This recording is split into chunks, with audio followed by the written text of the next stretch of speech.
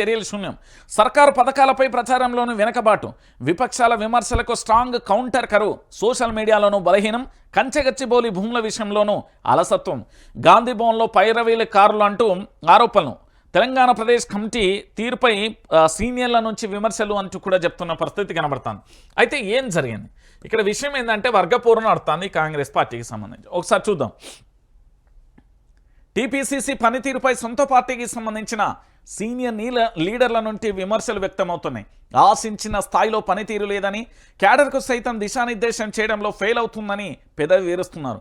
క్షేత్రస్థాయిలో పార్టీని బలోపేతానికి కృషి చేయడం లేదని, ప్రభుత్వం అమలు చేస్తున్న పలు సంక్షేమాలు, అభివృద్ధి కార్యక్రమాలకు ప్రచారం కల్పించడం లేదని అసహనం వ్యక్తం చేస్తున్నారు. మరోవైపు విపక్షాల విమర్శలకు సైతం ధీటైన కౌంటర్లు ఇవ్వడంలోనే అవుతున్నట్లు సొంత పార్టీ నేతల నుంచి విమర్శలు వ్యక్తమవుతున్నాయి. వర్గపోరు కంటిన్యూ. పార్టీ అధికారంలో ఉన్నప్పుడు సహజంగా ప్రభుత్వ కార్యక్రమాలపై ఎక్కువ ఫోకస్ ఉంటుంది. పార్టీ యాక్టివిస్టులకు తక్కువగా ప్రాధాన్యత ఉంటుంది. కానీ ఇంటర్నల్గా పార్టీ బలోపేతం కోసం పీసీసీనే ఎక్కువ చొరవ తీసుకోవాలి. క్షేత్రస్థాయిలో పార్టీలో ఉన్న లోపాలను గుర్తించి వాటిని పరిష్కరించేందుకు కృషి చేయాల్సిన బాధ్యత కూడా పార్టీ నాయకత్వం పైన ఎక్కువగా ఉంటుందని సీనియర్లు అభిప్రాయపడుతున్నారు.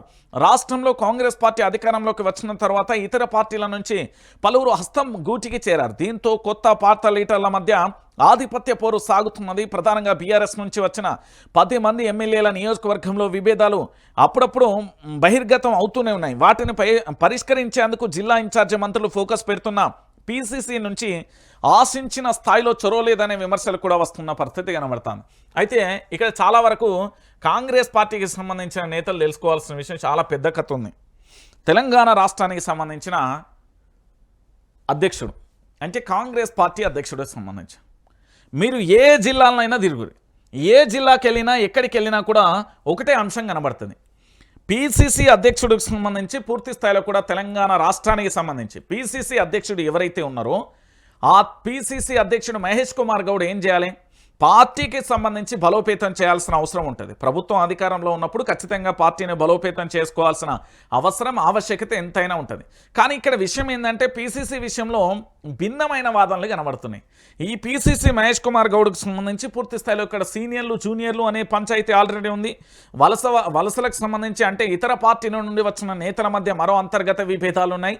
దాంతోపాటు పూర్తి స్థాయిలో పార్టీకి సంబంధించి పటిష్టంగా చర్యలు తీసుకోకపోవడంతో నిజమైన కాంగ్రెస్ పార్టీకి సంబంధించిన కరుడుగచ్చిన వాదులందరూ కూడా ఆగ్రహాన్ని వ్యక్తం చేస్తున్న పరిస్థితి కనబడుతుంది. ఎందుకంటే కాంగ్రెస్ పార్టీ అధికారం ఉన్నప్పుడు ఇంకా చాలా చురుగ్గా పనిచేయాల్సిన అవసరం ఉంటుంది. ఎందుకంటే ప్రభుత్వం అధికారంలో ఉన్నప్పుడు ఆ పార్టీ బలోపేతం కానీ ఆ పార్టీకి సంబంధించి చాలా చురుగ్గా పనిచేయాల్సిన ఆవశ్యకత ఉంటుంది. కానీ అలాంటి పరిస్థితి ఇక్కడ ఎక్కడ కూడా కనబడతలేదు. ఎందుకంటే మహేష్ కుమార్ గౌడ్ గారి నాయకత్వాన్ని అందరూ ఆమోదిస్తున్నారా అంటే అది పెద్ద క్వశ్చన్ మార్కుగా మారిపోయింది. ఆఖరికి జానారెడ్డి లాంటి వాళ్ళనే మీరు అప్పుడప్పుడు గాంధీ భవన్ వస్తూ ఉండాలి అంటూ కూడా చెప్పిన పరిస్థితి కనబడింది.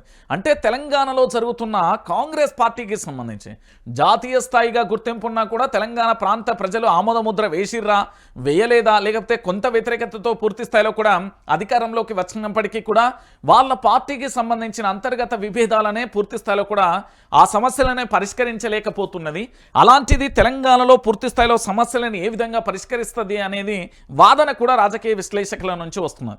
ఎందుకంటే ఆ పార్టీకి సంబంధించిన అంతర్గత విషయాలను పటిష్టంగా చేయలేకపోతుంది ప్రభుత్వాన్ని పెట్టుకొని. ఇక్కడ ప్రభుత్వం ఉండి పూర్తి స్థాయిలో సంక్షేమాలను కూడా అందిస్తుందా అనేది క్వశ్చన్ మార్కుగా మారిపోయింది.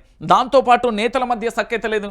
ఇక్కడ ఎస్సీ నేతల వాదన ఒక రకంగా ఉంటుంది, ఎస్టీ నేతల వాదన ఒక రకంగా ఉంటుంది, మైనార్టీ నేతల వాదన ఇంకో రకంగా ఉంటుంది, బీసీ నేతల వాదన ఇంకో రకంగా ఉంటుంది, ఓసీలకు సంబంధించిన వాదన మరోలా ఉంటుంది.